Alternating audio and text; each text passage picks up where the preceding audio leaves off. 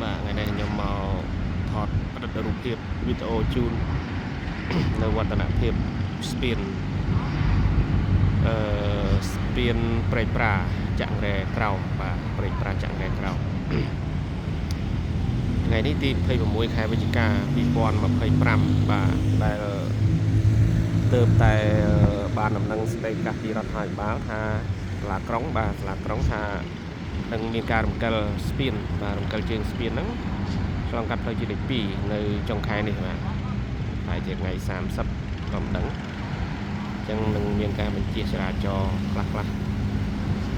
នៅផ្លូវ60ម៉ែត្រផ្លូវសម្ដេចតេជោ60ម៉ែត្របាទអញ្ចឹងនេះខ្ញុំមកកាហ្វេនៅក្បែរហ្នឹងហើយក៏ឆ្លៀតប្រឌិតរូបថតវីដេអូជូនអ្នកទស្សនាមើលបាទដើម្បីដឹងពីវឌ្ឍនភាពនៃស្ពានព្រៃប្រាបាទស្ពានព្រៃប្រាចាក់លើបានប៉ុណ្ណេះហើយបាទហើយខាងនោះគឺវត្តព្រៃប្រាបាទវត្តព្រៃប្រាបាទនោះគឺវត្តព្រៃប្រាបាទវត្តព្រៃប្រាហើយខាងនោះគឺផ្លូវមកពីផ្សារព្រៃប្រាឬក៏មកពីច្បារអំពៅដែលយើងចុះពីស្ពានច្បារអំពៅមកបត់ស្ដាំមកផ្លូវនេះបាទមកផ្លូវហ្នឹងហើយផ្លូវនេះអាចឈៀងទៅបាទទៅខាងនោះពួរវត្តព្រៃប្រាទៅខាងនោះគឺអាចនឹងទៅដល់បំបែកទៅខាងពលានយន្តហោះពលានយន្តហោះឬក៏ផ្លូវ60ម៉ែត្រឬក៏បែកទៅព្រៃវែងស្វាយរៀងអីបានទៅដល់ស្ពានសំរោងថ្មីព្រានព្រៃសំរោងបាទហើយនោះគឺទន្លេខាងនេះគឺទន្លេគេហៅទន្លេមេគង្គបាទមេគង្គក្រោមមេគង្គលើណាបាទហើយនេះគឺវឌ្ឍនភាពបាទនៃស្ពាន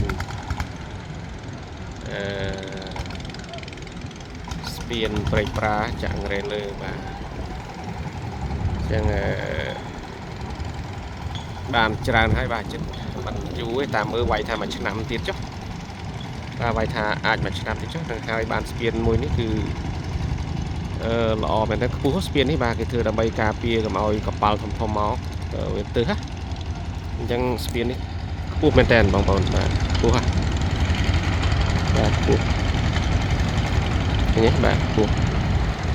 អូណានេះខ្ញុំថតដោយទូរស័ព្ទដៃ Samsung អញ្ចឹង zoom បានជូនប៉ុណ្ណឹងបងប្អូនបាទបាទនេះខ្ពស់ស្ពាននេះខ្ពស់មែនតើអញ្ចឹងនៅពេលស្ពាននេះរួចហើយខ្ញុំក៏ពិតជា trade off សប្បាយចិត្តអាចមកបាទជិះកង់ឬក៏ដើរហាត់ប្រាណលើស្ពានហ្នឹងហើយឆ្លងទៅត្រូវខាងនោះពីព្រោះត្រូវខាងនោះគឺផ្ទះបងប្អូនមាននៅខាងនោះបាទផ្ទះប្អូនផ្ទះមួយផ្ទះអីគឺនៅខាងចាក់រែក្រោមចាក់រែលើនោះមានអញ្ចឹងណាបាទអញ្ចឹងខ្ញុំថតជូនប៉ុណ្ណឹងសម្រាប់វឌ្ឍនភាពនៃស្ពានព្រៃប្រាចាក់រែក្រោមបាទនាថ្ងៃទី26ខែវិច្ឆិកា2025បាទសូមអរគុណបាទ